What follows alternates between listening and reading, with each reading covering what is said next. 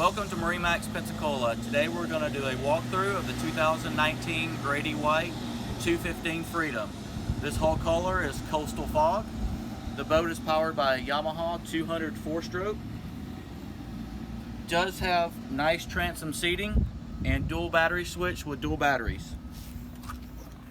Here you have a live well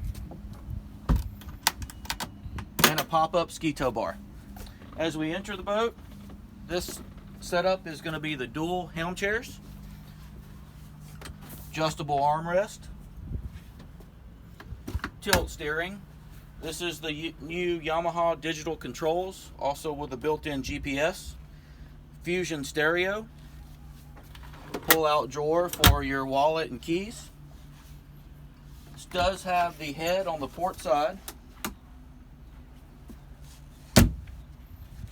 As we come through, huge storage inside the console with tackle.